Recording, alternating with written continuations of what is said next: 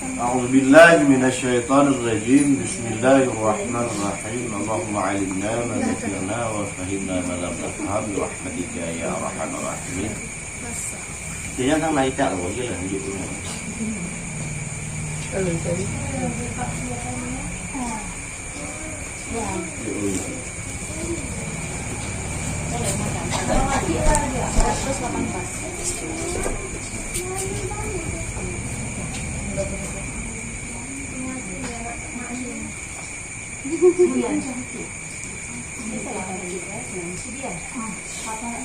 اللهم علمنا ما ذكرنا وفهمنا ما لم نفهم برحمتك يا أرحم الراحمين. اللهم زدنا علما وألحقنا بالصالحين وفقهنا في الدين وفهمنا هذا الكتاب آمين يا رب العالمين. Fasal pada menyatakan makruh mandi dan barang yang disebutkan sertanya. Bermula makruh berlebih dalam menyucurkan air pada mandi seperti pada wudu. Berlebih-lebihan pada mandi hukumnya makruh. Umpama kita banyak air, walau banyak air, artinya terbuang air itu dengan tiada bermanfaat, dihitungkan kepada mubadzir. Ya. Begitu juga seperti pada hukum wudu. Sudah merata wudu kita, sudah selesai sunatnya, kita tambah lagi. Ya, dengan yakin kita sudah mendapatkan sunat dalam berwudu, tapi kita tambah lagi karena kebiasaan kita. Hukumnya apa? Ya, dia barat mama tak tiram mengong dia.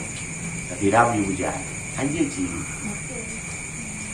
Ya, aturan umpama dia butuh 1 hari 1 liter air, jangan kita lebihkan. Ya, lebih daripadanya bisa digunakan pada tempat yang lain. Ya. Umpama daerah kita di sini daerah yang tidak kekurangan air, semua penduduk cukup air, apakah juga hilang makruhnya? Makruh tetap apabila kita melebih-lebihkan dalam menggunakan sesuatu hal, termasuk pada ya. Dan makruh mandi pada air yang tenang. Ya, seumpamanya kalau istilah mandi masuk ke dalam air. Berarti kolam renang pun tenang. Kolam renang. Mandi. Ya, udah.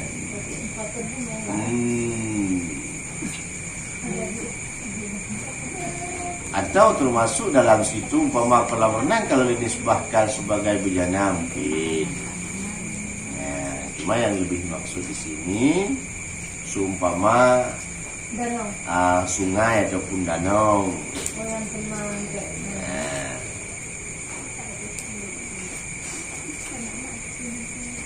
Dan demikian lagi wudu.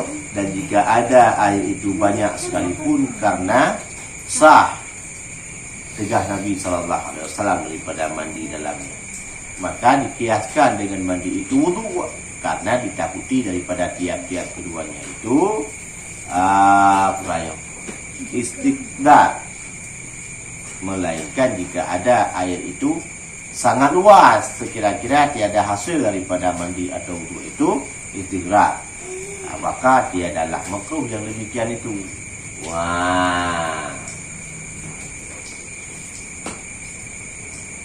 Jadi nyata bila wudu dan mandi pada air yang tenang itu makruh karena sah tegah Nabi SAW. Ya, kecuali seperti cerita tadi, ada tempat tersebut yaitu luas. Ya, umpama ke kolam ada lebarnya 20 kali 20. Ya, maka tidak lagi artinya tidak ditakuti lagi kepada berubah ataupun sedikit goyangnya air. Ya, tidak ada sedikit pun untuk perubahan air walau sedikit. Ya. Maka yang demikian tidak dimaksud dia adalah makruh. Dan makruh melebih membasuh daripada 3 kali, dan makruh meninggalkan berkumur-kumur dan memasukkan air ke hidung karena ikhtilaf ulama pada wajib keduanya seperti pada wudu. Ya, makruh meninggalkan berkumur-kumur dalam mandi, walau kumur-kumur itu adalah bahagian daripada sunat dalam mandi. Nah, begitu juga pada memasukkan air ke dalam hidung. Supaya kenapa disuruh masukkan? Supaya kita lepas daripada ikhtilaf.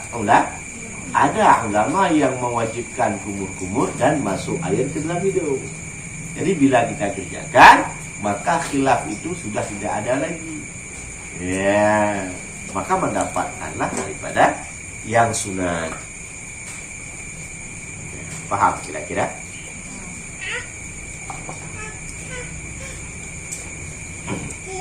Begitu juga pada wudu. Wudu berkumur-kumur sunat. Bukan memasukkan air ke dalam mulut. Kan kita ialah mabah mentang dapat sunat. Bila masukkan air ke dalam mulut dengan tidak berkumur, maka tidak mendapatkan pahala tidak mendapatkan pahala sunat. Masukkan air ke dalam kumur. Karena yang masukkan air ke dalam mulut kumur. Karena yang disunatkan padanya itu adalah berkumur-kumur, bukan memasukkan air ke dalam mulut. Ya, begitu juga memasukkan air ke dalam hidung.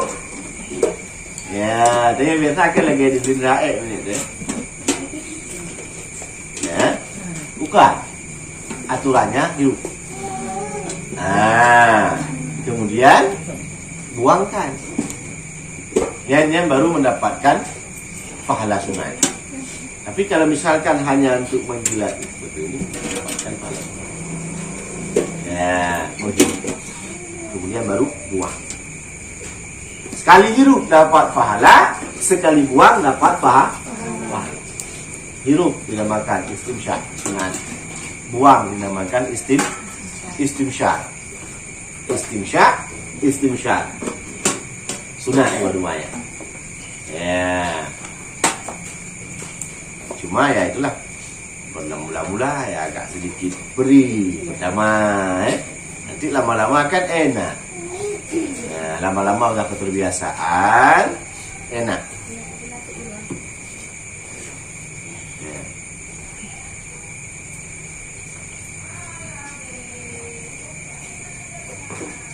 Paham kira-kira? Kalau nggak paham tanyakan.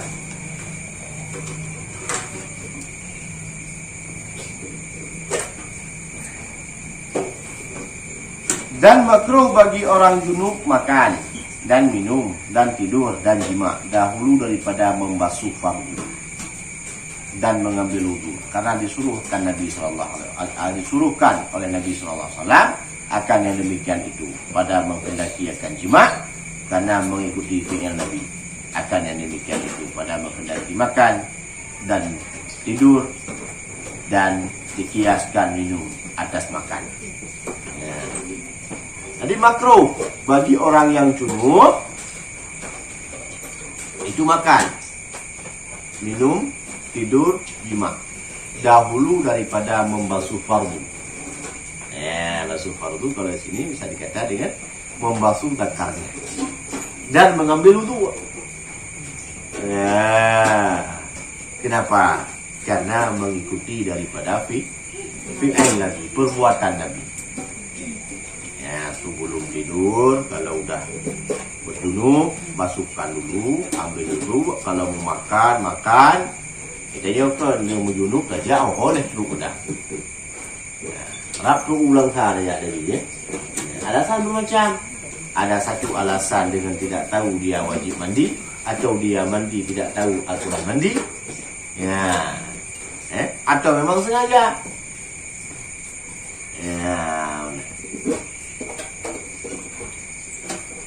Karena mengikuti daripada firman Nabi sallallahu alaihi wasallam akan yang demikian itu pada menghendaki makan. Dan tidur. Dan dikiaskan minum atas makan. Dan demikian lagi makruh bagi perempuan yang putus haid atau nifas makan dan minum dan tidur dahulu daripada membasuh farjinya dan mengambil wudu. Haid dah habis, cuma belum mandi. Nah, makruh bagi si perempuan tersebut makan, minum, tidur dahulu daripada membasuh farji. Waktu cebok bersihkan, dan ambil wudu. Hal makruh memang bukan suatu pekerjaan yang dosa. Mukabalah daripadanya itu bila kita kerjakan dapat pahala, bila tidak kita kerjakan pun tak berdosa. Cuma itu semua dituntut, dipertanyakan esok. Kenapa engkau mengerjakan yang demikian? Seberapa parahnya engkau mengambil wudu? Seberapa parahnya engkau membasuh daripada fardu? Begitu juga pada laki-laki. Walau dengan pertanyaan tanpa siksaan. Ibarat kita istilahnya kita jalan di lalu lintas, pakai semua, pakai SIM kan tanya juga, cuma SIM mana dipres. Kenapa nggak dipres SIM-nya? Walaupun tidak ada denda, walaupun hanai tilang gede,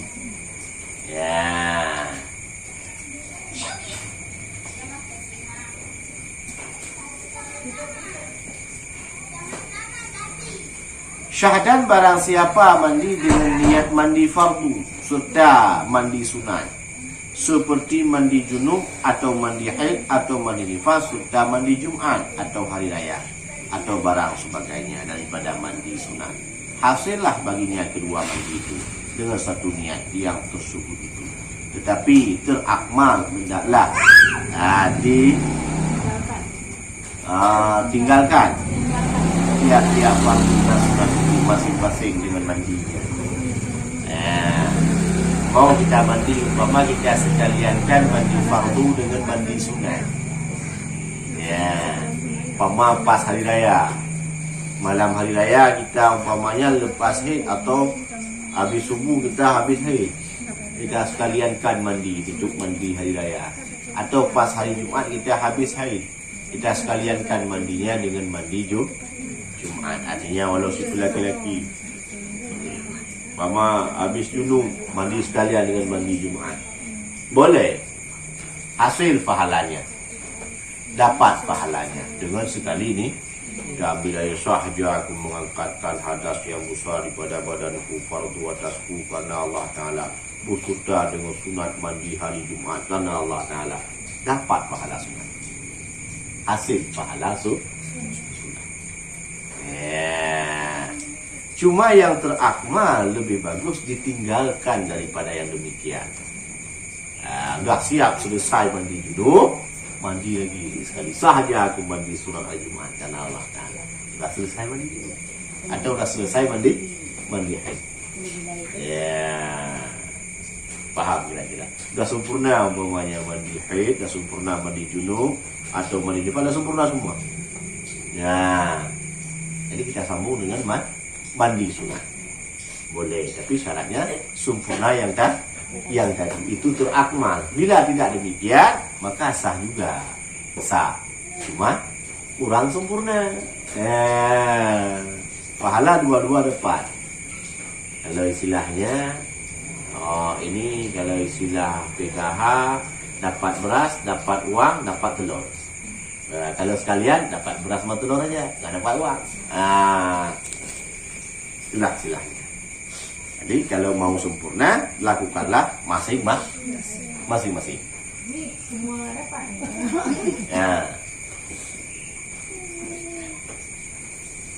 Mimpi basah, tapi nggak basah. Basah. Kalau basah makruh lah. Kecuali mimpinya nggak betul-betul, nggak terjaga. Jaga tinggal bunga jaga. Ada makruh. Karena nggak tebak. Dia jatuh deh. Tapi kalau dah terbangun, kita tahu itu masih basah. Cemok dulu. Faham? Tapi umpama dah siap, umpama mimpi besar, tapi nggak ada bangun. Besok pagi kita tengok basah rupanya. Nggak apa-apa, karena tidak coba, tidak coba. Aduh, ini suka kali pinggir.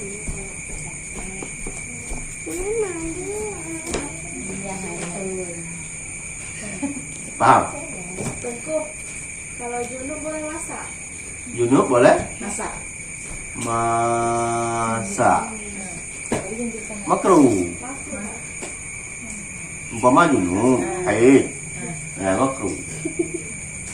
Jadi untuk menghilangkannya, jadilah dengan cara membasuh farad kalau si perempuan dan berwudu. Baik itu haid, junub, nifas. Sama seperti hal tidur tadi. Mana tahu dari di kos-kosan dah siap junub masak. Ambil dulu, masak bersihkan dulu. Di kos masak sendiri kan?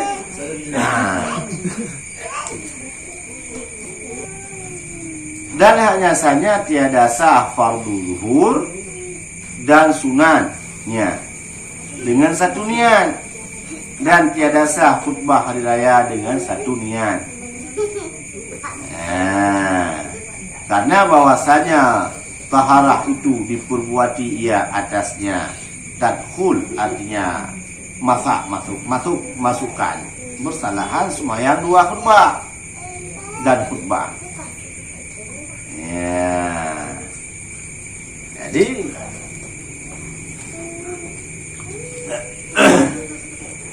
hanya saja tiada sah fardu duhur dengan sunat duhur. Kita sembahyang duhur, usalli fardha duhri sunata ma'a sunatal qabla duhri juga, atau ma'a sunatal duhri. Ya, dengan satu niat saja aku sembahyang fardu duhur beserta sunatnya. Tidak sah demikian. Ya, tadi pada mandi wajib dengan sunat boleh dilakukan dengan sekalian. Tapi kalau fardu duhur dengan sunatnya tidak sah. Dan tiada sah khutbah hari raya dengan satu niat. Ya, pada sembahyang dengan khutbah.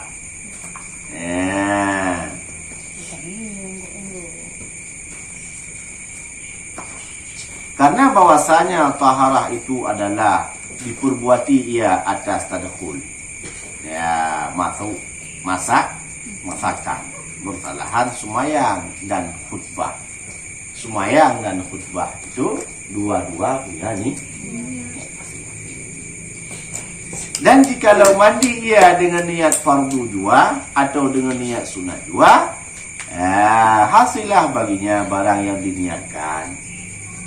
Pemandi fardu, mau mandi fardu, niat sunat, hasilnya apa? Sunatnya fardunya tidak. Dan tiada masuk yang sunat pada yang fardu, karena bahwasanya ia maksud bagi dirinya bersalahan dengan tahiyat masjid. Ya, tidak masuk yang fardu, yang sunat pada yang fardu. Bersalahan dengan tahiyat masjid boleh. Ya, sahya aku sembahyang, sahya qada fardu sembahyang subuh beserta sunat tahiyat masjid boleh sekalian kan. Tapi kalau pada fardu duhur dengan sunat duhur tidak boleh. Paham? Begitu juga pada mandi. Ya, kalau diniat sunat maka sunat, tidak dapat wajib. Kalau diniat wajib tidak hasil sunat. Dan tiada sah mandi wajib dengan niat mandi sunat. Ini mandi wajib, kita junub ataupun habis haid pas hari raya saja aku mandi sunat hari raya karena Allah Ta'ala. Itu mandi wajib tidak sah. Pahala sunat mandi dapat. Ya. Sembahyang raya karena boleh. Kenapa? Karena kita masih dalam keadaan berhak. Tapi bila kita mandi wajib, sembahyang hari raya boleh. Karena kita sudah suci daripada hadas. Cuma pahala mandi hari raya nggak dapat. Ya. Faham? Kira jangan Allah. Dan demikian lagi tiada sah atasnya, yakni mandi sunat dengan niat mandi wajib jika dengan diri sahaja. Tapi jika ada demikian itu tersalah, seperti mandi ia pada hari Jumaat, maka diniatkan mengangkatkan janabah dengan tersalah, hasillah baginya sunat mandi. Dia ingin mandi sunat, lupa. Niatlah mandi wajib, tapi sebab lupa, boleh hasil dapat pahala tu. Bila sengaja ia mandi hari Jumaat tapi niatnya janabah, tak dapat pahala itu. Udah benar. Dan jikalau mandi seorang karena salah suatu daripada dua wajib seperti haid dan janabah, atau karena salah suatu daripada dua sunat seperti mandi hari raya dan mandi Jumaat, niscaya hasillah bagi mandi keduanya yang tiada diniatkannya, yakni gugur. Tuntutannya inilah jika ada dua wajib itu daripada hadas keduanya, seperti misal yang tersebut itu. Umpama dua haid, dua hadas. Kalau kita laki-laki satu hadasnya. Kalau perempuan ada, umpama dia siap dia janabah, langsung haid bersambung. Dah siap janabah, haid, maka ada dua hadas. Dimandi dengan satu niat. Sahaja aku mengangkatkan hadas yang besar daripada badanku, fardu atasku karena Allah Ta'ala. Kan tak disebutkan janabah, tidak disebutkan haid. Terangkat hadas dua-duanya. Begitu juga umpama hari raya, pas hari Jumaat, sekalian mandi hari raya dengan Jumaat. Sahaja aku mandi sunat Jumaat karena Allah Ta'ala, itu fafahala mandi hari raya pun dah dapat. Faham? Faham kira-kira? Jadi tak payah mandi dua kali. Ini mandi habis mandi raya, mandi hari Jumaat, tak payah. Tapi kalau mau, boleh. Karena berselang hari raya dengan hari Jumaat, ya. Pagi mandi hari raya, nanti jam 11 mandi hari Jumaat, boleh.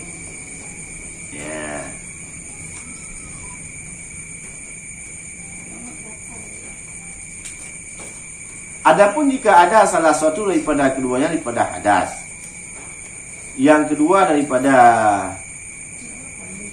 tiada, maka tiadalah hasil dengan niat salah satu daripada keduanya barang yang tiada diniatkan. Inilah hasil tersebut dalam Tufah dan Hasyiatul Ibnu Qasim. Jika ada salah suatu daripada keduanya daripada hadas, dan yang kedua daripada tiada, ya Allah.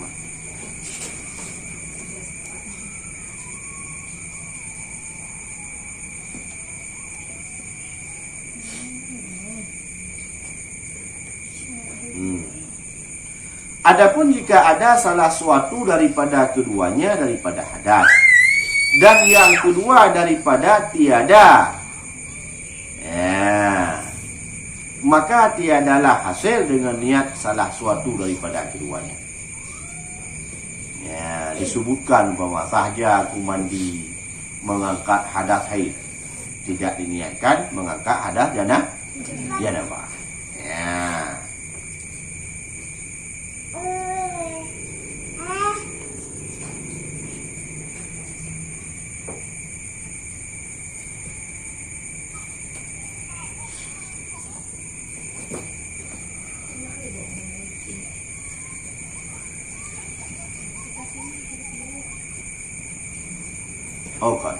Jika ada salah satu daripada keduanya daripada hadas, dan yang keduanya daripada tiada seperti kita di atas, satu mandi sunat, satu mandi wajib. Yang hasil daripadanya itu adalah pada barang yang diniatkan. Dan jikalau berhadas seorang kemudian maka junub, atau junub ia kemudian maka berhadas, niscaya memadalah akan dia mandi dengan niat mengangkatkan janabah dua. maka terangkat pula yang berhadas kecil. Dan jika tiada diniatkan sertanya akan wudu dan tiada ditertibkannya, ia akan anggota wudu sekalipun, karena termasuk hadas kecil dalam hadas yang besar.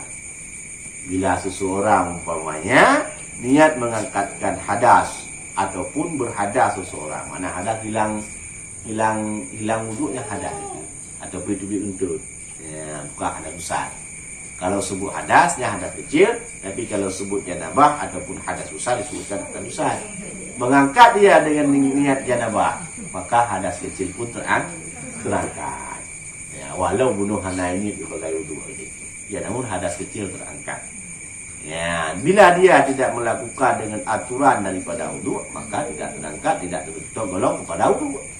Ya, paham kira-kira? Ada yang mau dipertanyakan? Boleh dipertanyakan kembali. Ada kira-kira? Boleh? Mengenai dengan masalah mandi atau yang lainnya?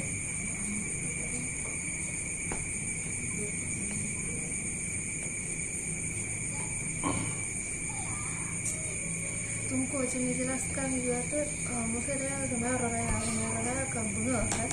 Bunga? Ada juga yang kan, pahit bauran, maksudnya raya puasa, pahit bauran raya, tiga mana tinggal sama yang, bijak bunga tu, bijak raya sama yang orang. Gimana cara maksudnya? Apa nama tu? Mungkin kan tanya mana buah ada, yang baru orangnya. Kalau sudah sempurna semua mandi hadas, baru kalau mau kita sambung dengan mandi hari raya. Tapi syarat sempurna ini. Ya, sempurnakan dulu. Kabeh rata merata air semua, sudah sah dinamakan mandi. Daripada mandi angkat hadas, kalau mau sambung dengan mandi sunat hari raya, silakan. Kalau tidak mau meniatkan satu tadi, mau disertakan mandi fardu dengan mandi sunat pun boleh.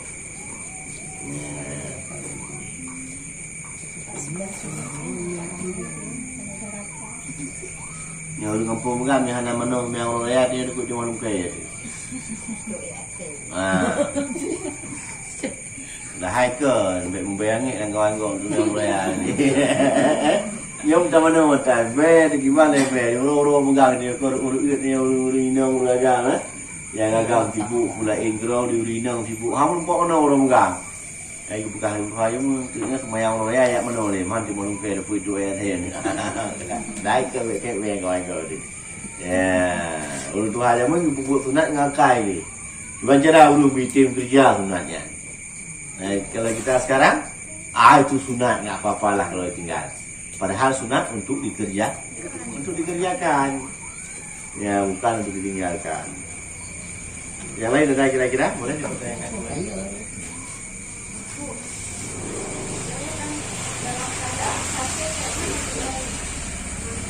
Dalam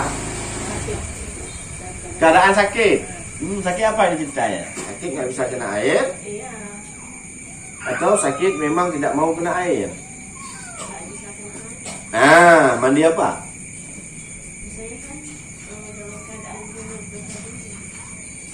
Kan sakit mana yang kita menjunuk belum? Oh.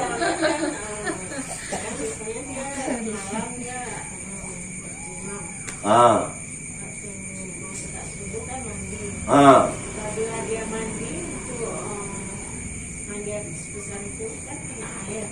Dia tuh nggak bisa kena air langsung. Kumat. Demam gitu. Menggigil. Buat air panas. Bisa. Panaskan air. Dalam keadaan duduk orang nggak boleh pegang ini kayak gitu. Nggak boleh masak. Bilang mas suami minta tolong mas suami. Tapi Kan tadi wudu bilang tadi. nggak boleh masak, ambil air semayang, ambil air semayang, boleh. Suci. Buat air panas, hangatkan air. Boleh mandi dengan air hangat, tapi catatannya air hangat itu air yang suci, bukan air yang mustahil. Enggak gini aja. Bang, masak air panas. Awak nggak bisa pegang. Bang itu, bang kan belum mandi. Mertua lah. boleh dengan air kita panaskan boleh. Tidak mesti. Bila aku memang tidak bisa kena sama sekali umpamanya. Nah, jadi dengan cara tayamum nggak payah mandi. Nanti kalau udah sanggup mandi. Ya, tayamum pun dia cok dan nak nampak cok tu kan. Rumah beton semua nggak ada tanah. Hah? Di mana kamu yang? Ya kan? Kalau bertayamum pakai abu. Enggak, di dinding rumah kan? Nggak boleh. Tayamum disyaratkan dengan abu. Tapi ada tipis saya tengok kan orang pesawat. Jangan tengok orang. Bangku di kursi itu dia. Rumah sakit aja tak bisa di abu orang. Dia gini. Nggak bisa kita ngetekkan api. Bisa, masak juga bisa. Cebok dulu kita cebok. Ambil sembahyang. Kalau nggak ambil sembahyang kita ketekkan api aja. Makro. Dia syarat tayamum nanti malam-malam kamis depan dibahas mengenai dengan masalah tayamum. Cuma secara simpul saja. Jadi tayamum itu disyaratkan dengan tanah yang berdebu, yang suci. Kalau di dinding mana ada debu? Ada debu di dinding. Bukan debu. Abu. Abu. Tidak bercampur dengan tanah. Kecuali ya pok dinding deh, baru pasir pun. Agar syarat dia tayamum dengan tanah yang bercampur dengan abu. Alebis itu tanah yang suci. Ya.